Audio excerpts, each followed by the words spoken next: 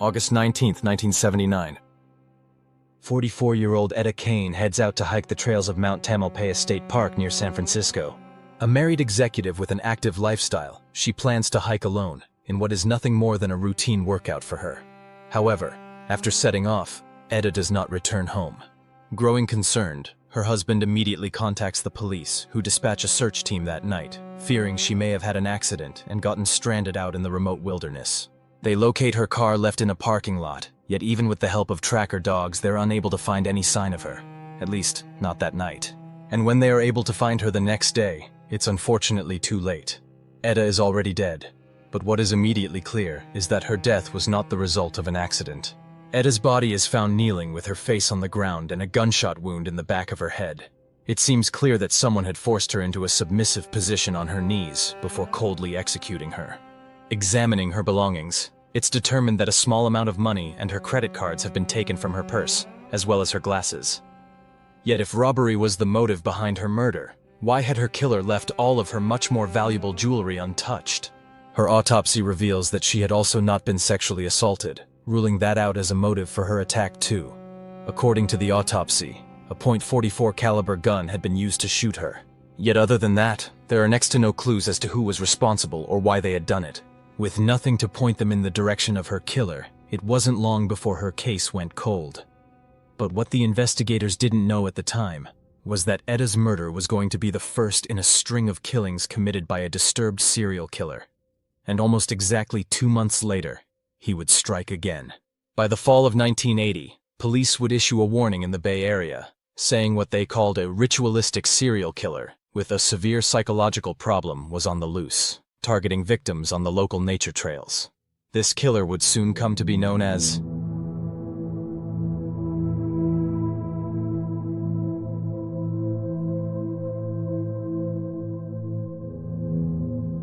On the evening of October 21st, almost exactly 2 months later, a group of hikers just north of Painted Rock at Land's End came across a set of bloody keys on a hiking trail, which led them to discover the body of 23-year-old Mary Frances Bennett buried beneath a thin layer of dirt and branches.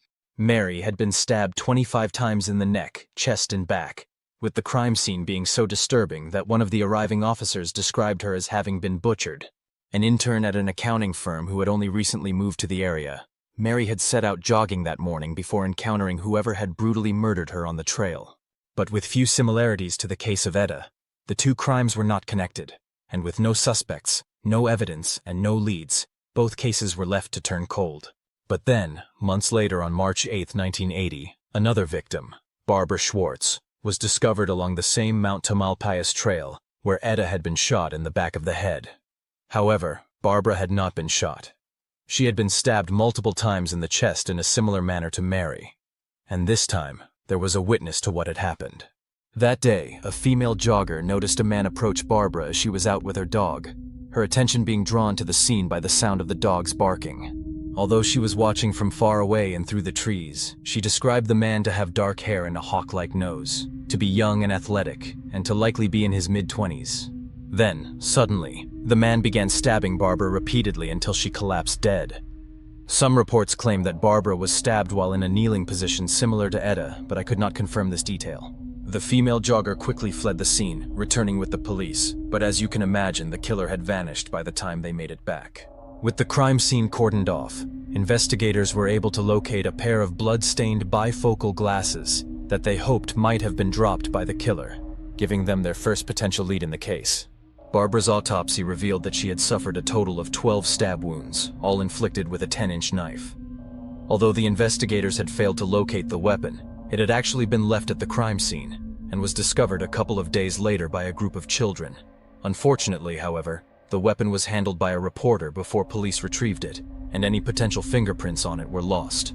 While the knife turned out to be sold in a specific supermarket chain, the investigators were unable to pinpoint the exact store it had been purchased in. As a result, they had no way to check who might have bought it. The knife was a dead end. But the bifocal glasses, perhaps, were not. It turned out the specific type of glasses found were often issued in prisons, leading the investigators to believe the killer was likely a former inmate. They even contacted the San Francisco branch of the FBI to help them identify any released convicts that matched their description. compiling a list of recently released inmates with a history of violent sex crimes, but they failed to identify a viable suspect. One of the reasons for this was likely that the female witness's description of the attacker had led them on a wild goose chase. A number of other hikers actually came forward, describing a lone man in his 40s they had witnessed on the trails that day, who stood out to them because he was wearing glasses and a raincoat, despite the fact that it wasn't raining. But this man did not in any way match the description given by the key witness, and so was not pursued as a lead.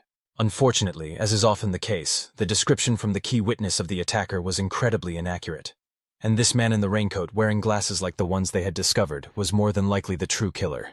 The same day Barbara was murdered, police in a different jurisdiction actually interviewed an injured man who claimed to have gotten his wounds in a convenience store attack. Calm and rational, this man didn't fit the profile of a violent killer. Yet the officers didn't even know about the murder to connect the dots, and so sent him on his way without even taking his details. Later that day, the same injured man arrived at an optician's to acquire a new pair of glasses, with the exact same specific prescription as the bifocals police had found at the crime scene. Seemingly by pure coincidence, Barbara was also a client of the store. But with no knowledge of what had happened, the optometrist had no reason to inform the police about the customer. If the connection to this man had been made that day, it's possible that many lives would have been saved.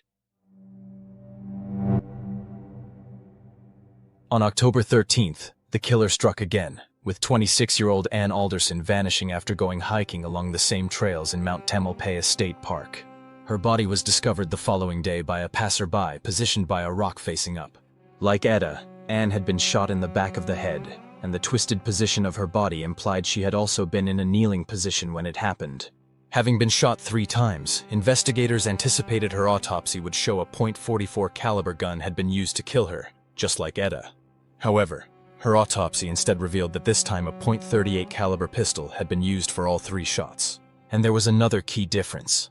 There was evidence that Ann had been sexually assaulted before she had been killed, with sperm being found inside of her. Interestingly, she was fully clothed when she was discovered, implying her killer had made her redress after the assault. With no witnesses, the last sighting of Ann alive was from the caretaker of a nearby inn, who had seen her sitting alone watching the sunset. The same caretaker had also seen a man standing idly in the area earlier that day, who he described as being in his 50s, but couldn't offer much more detail than that. Ann's right earring was also discovered to be missing, likely taken by her killer. Given there had now been 4 murders, with 3 of them being along the exact same trail, it seemed more than likely to detectives that they were dealing with a serial killer, which led them to believe that the various missing personal items, including Ann's earring, might be being kept as trophies by the monster responsible. But then, 3 days after Ann's body was discovered, 2 more victims were found in a home in Mill Valley. And this time, the crime scene offered significant clues pointing the investigators towards a suspect. That night, police received a call from a concerned neighbor leading them to enter the McDermand house in Mill Valley. Inside, they found 40-year-old Edwin McDermand lying in a hallway with several gunshot wounds to his head and chest. Upstairs, his mother, 75-year-old Helen, was also discovered lying dead on her bed, covered with a blanket, having been shot in the head. They then entered the locked basement, where Edwin's younger brother Mark lived. Yet instead of finding his body, they found a mocking note left for them signed by someone calling themselves Mr. Hate. They also found a number of weapons and shell casings, including live rounds of .38 caliber bullets. Soon after, a local newspaper published letters from someone claiming to be responsible for the murders of Edwin and Helen, which police confirmed to have been written by the same person as the Mr. Hate letter. Suspecting Mark to be the one responsible, police addressed him directly in the coverage of the case, asking him to turn himself in. Surprisingly, he did as they instructed, showing up with a .38 revolver in his belt. Mark revealed to the police that he suffered from schizophrenia, as did his brother and mother, and that he had killed Edwin because he believed he was a monster who was hurting other people and needed to be stopped. He then killed his mother to stop her discovering what he'd done. While his testimony could have potentially signaled that he, or even his brother, was behind the Trailside murders, his .38 caliber pistol was not a match for the one used in Ann's murder, nor were any of the other weapons recovered from the house. Though he initially seemed like a strong suspect, he was quickly ruled out for one glaring and irrefutable reason. The killings continued once he was in custody. On November 29, 1980, 4 bodies were found on the exact same day in the Point Reyes National Seashore Nature Reserve. Initially, authorities began looking for 25-year-old Shauna May when she failed to meet up with her friends in the reserve, who she had arranged to join for a hike on November 27th. After 2 days of searching for her, 2 bodies were located together, both having been shot in the head, identified as 19-year-old Richard Stowers and his 18-year-old fiancée Cynthia Moreland. The couple had been missing since October 11th, with Richard having been marked as AWOL from the Two Rock Coast Guard base he was stationed at. Both of them had been shot with a .38 caliber pistol that was confirmed to be the same one used to kill Anne. Their time of death was determined to be around the time they had initially gone missing 6 weeks earlier, with witnesses having reported hearing gunshots on October 11th, meaning they were actually murdered before Anne. Later that same day, around 200 yards away from where their bodies were discovered, searchers came across another haunting scene, with another 2 bodies found completely naked and lying face down. One of the victims was the missing woman, Shauna May, who had triggered the search. She was found to have ligature marks on her wrists, implying she had been bound. She had been shot 3 times in the head with the same .38 caliber pistol, and was later discovered to have been sexually assaulted prior to her death, with sperm once again being recovered from her. Left practically on top of her was the body of another woman, 22-year-old Diana O'Connell. Diana had also been shot in the head with the same gun, and there were signs she had been strangled with a narrow piece of wire while she was still alive. A pair of panties was found stuffed in her mouth, with a second blood-stained pair found by her arm. Although it was determined she had also been sexually assaulted, no sperm was found anywhere on her body. Even though the 2 women did not know each other, they appeared to have been murdered together, at the same time, with a witness reporting hearing 2 sets of gunshots with around a 10-minute gap between them. Diana had been out hiking with 2 friends when she had vanished. Eerily, neither friend had seen her slip away, nor had they been able to find where she had gone at the time. According to one of her friends, Diana had been about 100 yards behind her when she had seen a man in the bushes, who claimed he was relieving himself. After continuing forward, when she looked back, she could no longer see either Diana or the man. Investigators, confirming the 2 women had no connection to each other, theorized that one of them had interrupted the assault of the other by accident, leading to them being killed as a potential witness, which would explain why there was a 10-minute pause between gunshots. All 4 murders appeared to have been carried out execution style again, with the victims likely having been made to get onto their knees before being shot in the back of the head. The discovery of 4 more victims on the exact same day, all confirmed to belong to the same serial killer that the press was now calling the Trailside Killer, triggered a media frenzy and sent shockwaves through the region, with warning signs being put up at trailheads saying things like, "Do not hike alone," and "Women should be especially cautious." Marin County Sheriff Al Howenstein held a press conference, confirming the connections between the murders and dubbing the killer responsible as psychologically disturbed and seeming to be motivated to ritualistically torment his victims before killing them. With everyone afraid of being the next victim, the parks were left nearly deserted, with barely a single car being seen in any of the car parks. Guided tours saw endless customers dropping out at the last minute. Sheriff's deputies even began stopping drivers entering certain areas to warn them about the dangers, as well as mounting patrols to monitor the trails. Sheriff Howenstein had a composite sketch made from the descriptions of the various witnesses in hopes of anyone recognizing the suspect. However, the witness accounts were varied and contradictory, unable to even agree on the ballpark of the suspect's age, making it hard to produce an accurate likeness. Perhaps most disturbingly for local residents, the sets of double murders brought back memories of another set of unsolved murders that happened 20 years earlier in the area, causing rumors to spread that the same killer had resurfaced and was behind these new cases.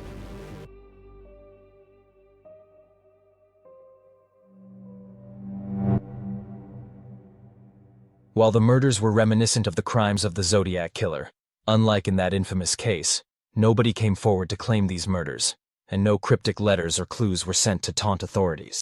Around this time, a group of psychologists developed a profile of the suspected killer, claiming he would be a charismatic man between the ages of 28 and 35, likely attractive, and possessing what they called a winning personality that put his victims at ease. They theorized that he likely killed for the sheer thrill of it, rather than any form of sexual gratification. With fear and paranoia taking over, a large task force was formed, with the FBI being asked to send any assistance they could. Although criminal profiling was in its infancy, the FBI decided to send Special Agents John Douglas, who we've covered many times on this channel already, and Roy Hazelwood, believing they would be able to create a more accurate profile of the potential Trailside serial killer than the one the task force was using. This actually made it one of the first high-profile cases either of the agents had been involved in.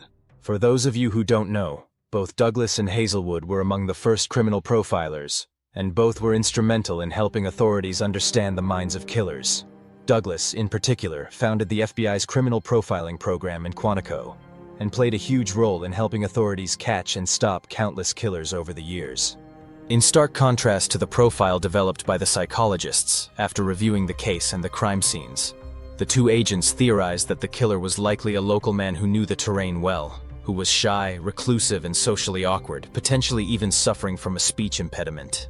Douglas in particular was also a strong believer in the McDonald triad, a theory that proposed serial killers often exhibited an obsession with fire, cruelty towards animals, and bedwetting later into their childhood than is to be expected. He proposed their killer likely had a childhood history of at least some of these behaviors. The two FBI profilers also believed the killer was likely a white man in his 30s who was intelligent, worked a blue-collar job, and had previously been in jail. Though they did not believe this would be for murder, suspecting he had likely committed sexual assaults in the past, describing him as a psychopathic lust killer. They also suggested that a recent stressful or traumatic event of some kind may have happened in his life, acting as a catalyst for his violent desires to be unleashed. They also theorized that he was not targeting specific victims, but instead likely seizing the opportunity to murder whenever it arose. Though not all of the task force was confident in Douglas and Hazelwood's profile, especially given this was long before they'd built their reputation for creating frighteningly accurate profiles of other killers. They began using it to try and hone in on a potential suspect. In particular, despite the agent's reasoning for claiming the killer would have a speech impediment, many of the officers refused to believe they could possibly know that sort of detail from the evidence available, dismissing it completely. Then, on the 19th of March, 1981, the Trailside Killer struck again, attacking two hikers in Henry Cowell Redwood State Park near Santa Cruz. However, this time, one of the victims survived. Students at the University of California, Ellen Marie Hansen and her boyfriend Stephen Hertel, were out hiking together when they passed a man along the trail to an observation deck. On their way back, they crossed paths with the same man again, who chillingly muttered the words, "I see we meet again." Then, he pulled out a gun and signaled for them to move towards him, telling them that he was going to assault Ellen. However, both Ellen and Stephen, despite being terrified, refused to obey him or listen to his commands. So he raised his gun and fired 4 times at them. 3 of the bullets hit Ellen, with the 4th hitting Stephen in the neck, causing him to collapse and lose consciousness. When he woke back up, Stephen saw Ellen lying face down in a pool of blood. She was dead, so he forced himself up and ran, heading back to the observation deck to get help. Arriving at the scene, police struggled to find much physical evidence, but couldn't help but see the similarities between this case and the Trailside Killer murders, despite the different location. They did, however, manage to recover a shoe print belonging to a Nike trainer from the scene, which they hoped could be compared to that of any future suspect, even if only to match their shoe size as an additional piece of circumstantial evidence against them. Miraculously, Stephen survived the ordeal and was able to provide investigators with a detailed description of his attacker.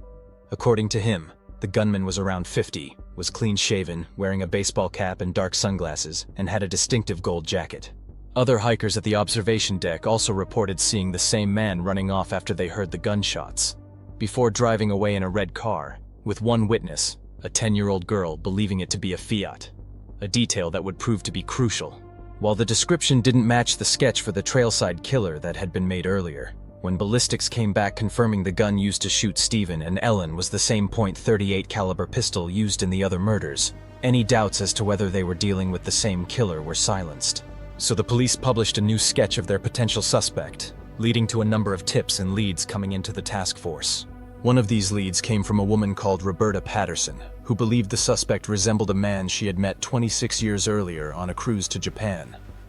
According to Roberta, the man had been harassing her teenage daughter in a way that unsettled her.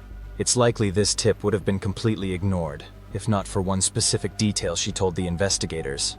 The The man had suffered from a speech impediment, just like the FBI special agents had said the killer would in their profile. The tipster told them that she even knew this man's name. He was called David Carpenter. And although they didn't know it yet, she had just told them the name of the serial killer they were desperately looking for.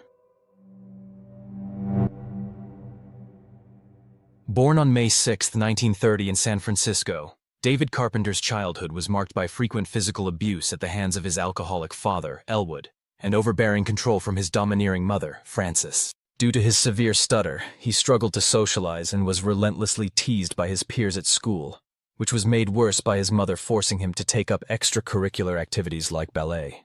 Just like Special Agent Douglas had proposed, David struggled with bedwetting throughout his later childhood, and even began torturing animals as a way to release his anger and frustration.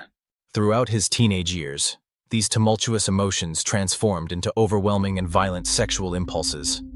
When he was only 14 years old, he was sentenced to California's Napa State Hospital for undisclosed sex offenses. And at 17, he was then arrested for molesting 2 of his young cousins. But after a year institutionalized in the California Youth Authority, David was released back into the world, and his violent tendencies only got worse from there. According to reports on his life, he continued targeting and abusing children after his release, with his sexual crimes finally seeming to stop in 1955 when he got married to Ellen Heddle. Instead, he pressured Ellen into meeting his extreme sexual needs, demanding sex at least 3 times a night from her, and began violently abusing her as a means of releasing his anger.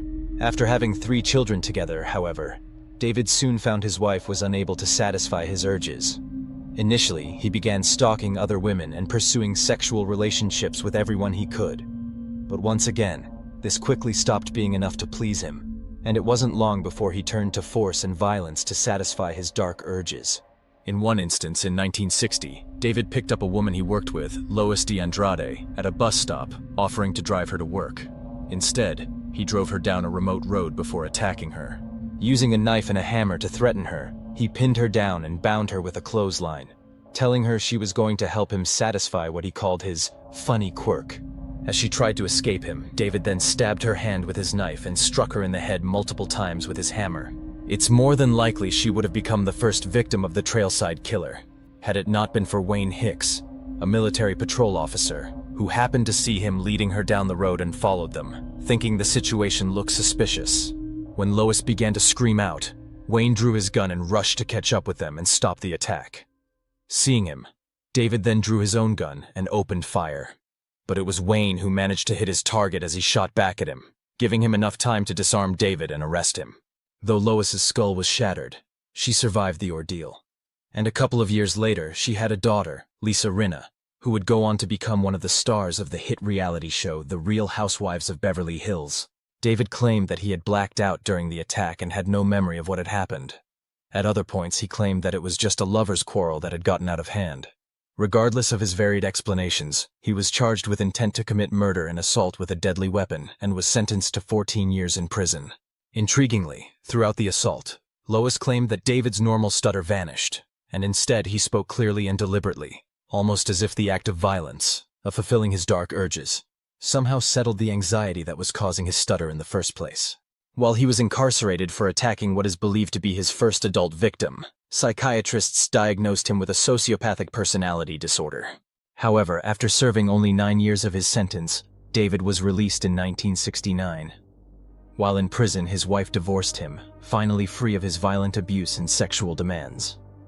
Although he remarried almost as soon as he was released, the marriage quickly fell apart due to him treating his new wife the same way. By early 1970, David had already committed a number of violent assaults on women.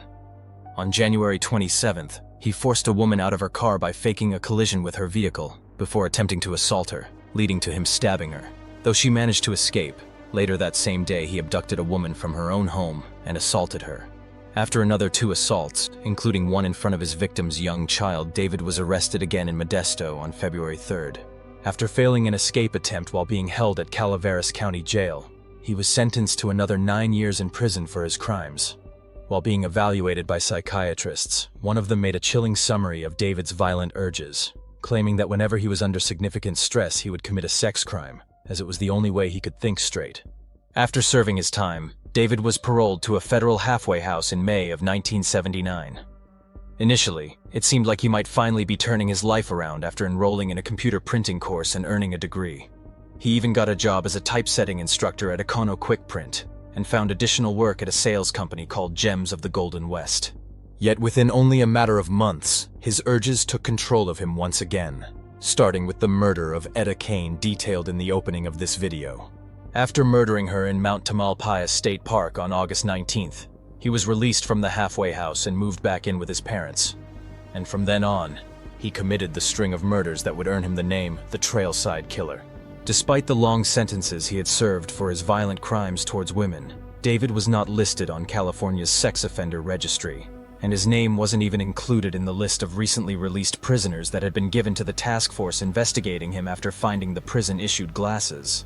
These missteps allowed him to remain under the radar, despite his violent past, and despite the fact that he perfectly matched the criminal profile created by Special Agents Douglas and Hazelwood. It wasn't until the unusual tip about an encounter with him on a cruise ship 26 years earlier that any of the investigators had ever even heard his name mentioned. Unfortunately, it wouldn't be soon enough to stop him from killing again. The task force had created a list of over 160 suspects when the tip about David Carpenter came in. Surprisingly, 2 more tips also pointed at David, claiming he resembled the new sketch and was worth looking into. Intriguingly, Roberta Patterson, who had been the first one to put David on the radar of the task force, had actually reported him once in the past in connection with a different set of crimes in the area. A case that the Trailside Killer had already been linked to. After seeing a sketch of the Zodiac Killer a decade earlier, she had also believed that David bore a striking resemblance to the suspect. Although David was actually looked at as a potential suspect in the Zodiac case, he was dismissed when it turned out he was in prison when the first Zodiac murder occurred, and he had been imprisoned again when many of the Zodiac letters were sent. I've also read that he was ruled out due to handwriting and fingerprint analysis as well, though I can't confirm this.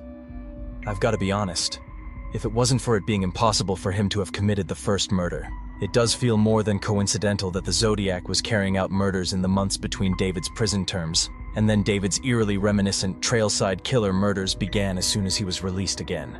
I just thought this was an interesting detail, given his crimes had also been thought to be the actions of the returning Zodiac by many people at the time.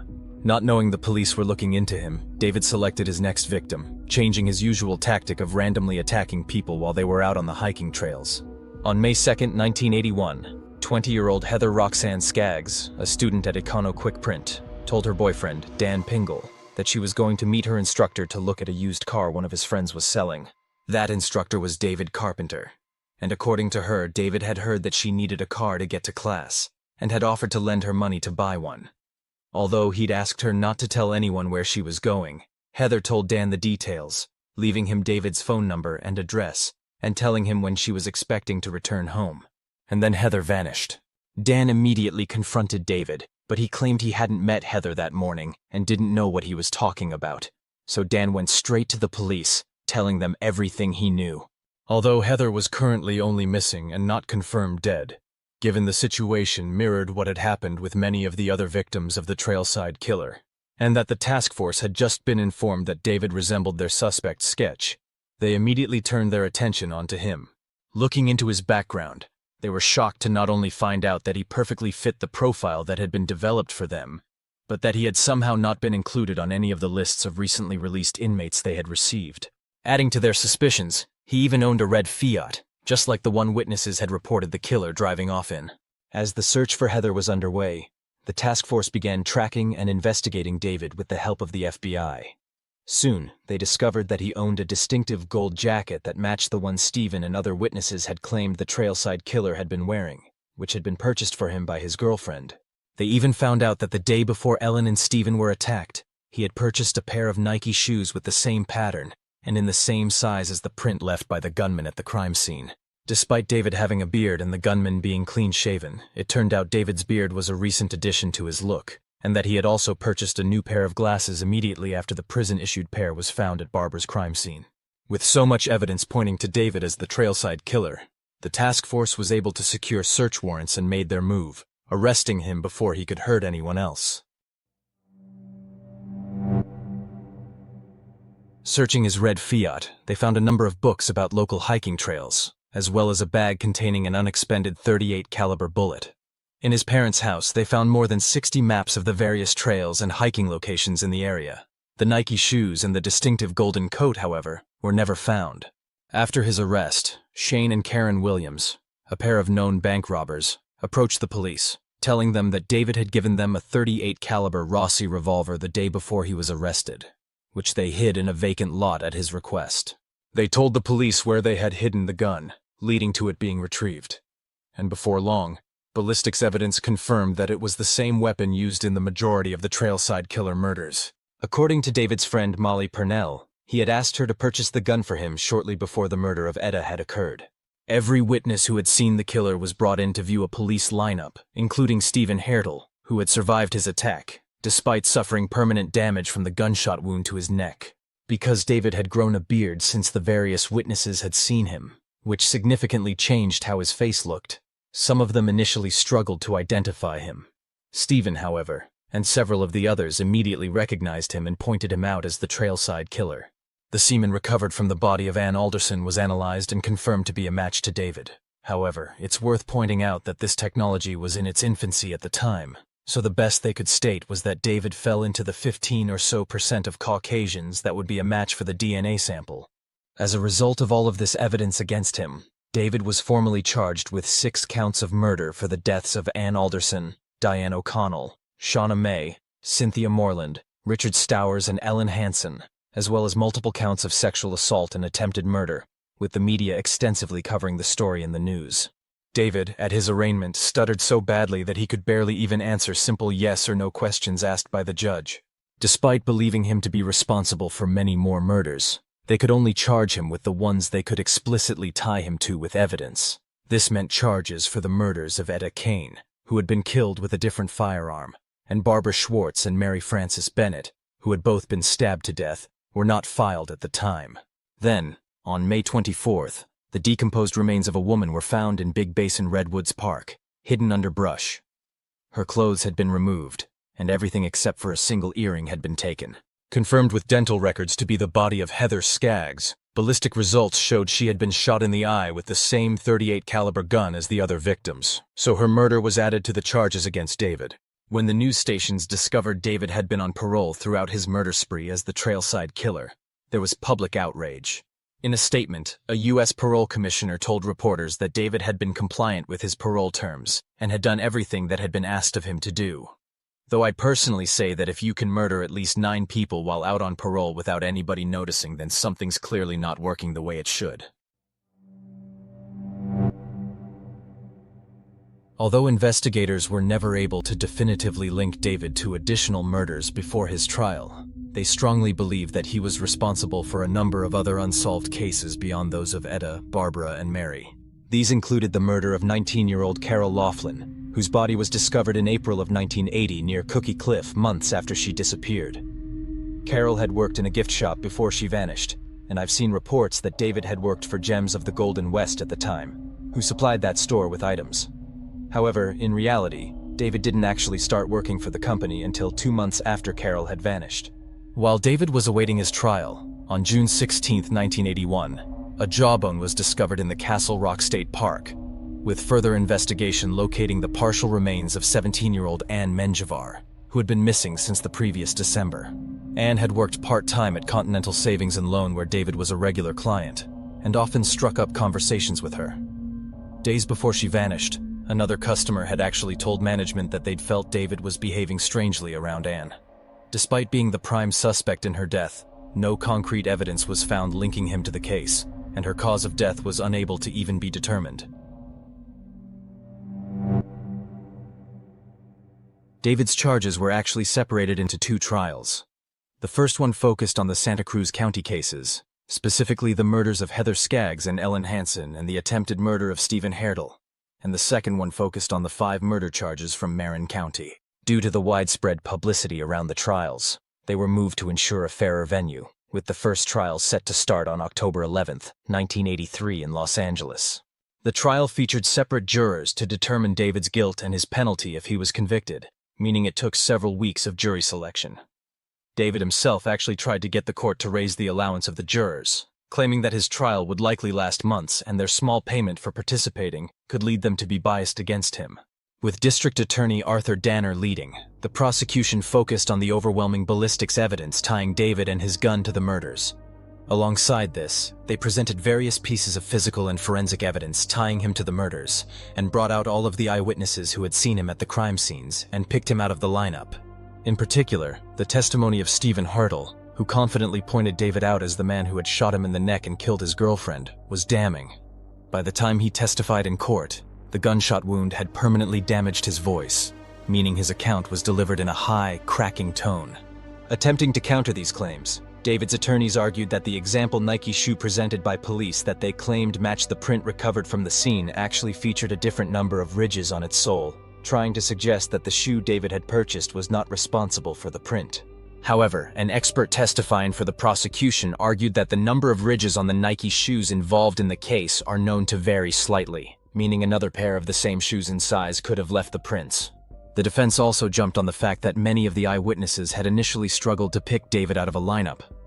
The prosecution, however, argued this was due to him having purposefully grown a beard to avoid looking like the police sketch, pointing out that Stephen, who saw him up close, instantly pointed him out as his attacker. They also tried to claim that David's gold jacket was not the same as the one the witnesses had described the gunman wearing, though this could not be proven either way as David claimed the jacket had been stolen. When Molly Purnell testified about buying the gun used in all of the murders for David, the defense tried to challenge her credibility with a number of witnesses attacking her character. But ultimately, the evidence tying him to the crimes was just too overwhelming for them to dispute. And after only 8 hours of deliberation, the jury found David guilty of both counts of first-degree murder and 1 count of attempted murder for the attack on Stephen.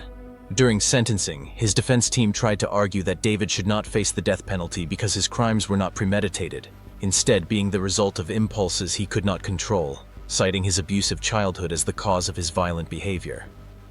Several psychologists testified on his behalf, claiming he suffered from mixed personality disorders and narcissism. However, these arguments were dismissed by the jury as warranting mercy, leading them to sentence David to death by execution in San Quentin's gas chamber. With his second trial being significantly delayed due to legal disputes, it finally began on January 5, 1988, in San Diego, with the prosecution this time being led by Deputy District Attorney John Posey, who presented much of the same evidence that was used in the first trial.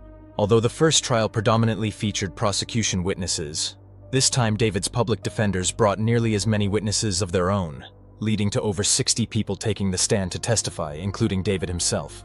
The majority of the defense's witnesses tried to create alibis for David during the time of the murders, including his employer at Gems of the Golden West, who claimed he had been working at her business on the day Ann Alderson was killed until around 6 p.m. Taking the stand himself, David claimed that Molly Purnell had never given him the Rossi revolver that was connected to all of the murders and that he had never owned or possessed the weapon. He also provided alibis for multiple different murders, such as claiming he was out shopping with his father and taking his mother to a foot clinic on the day Richard Stowers and Cynthia Moreland were killed, providing receipts and documents to back up his claims. He also claimed he had alibis for all of the other murders, but had nothing but his own word to back them up. However, the prosecution was able to refute David's various claims. With the owner of the foot clinic he claimed to have visited telling the court that it wasn't even open that day, and an expert explaining how many of the documents had been deliberately altered to change dates and times.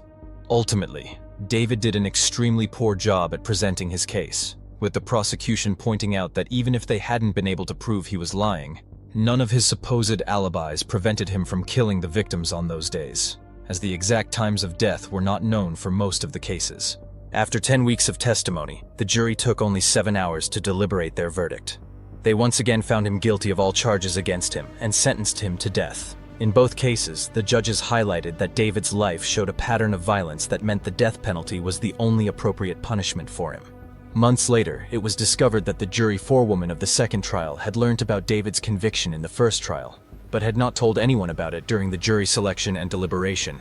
As a result, despite believing David to be guilty of the 5 murders he was just sentenced to death for, a mistrial was declared with a new trial set to be held on February 21, 1989 for the 5 Marin County murders. However, the state prosecution then appealed to the California Supreme Court that in light of the overwhelming evidence of David's guilt, the original sentence should stand.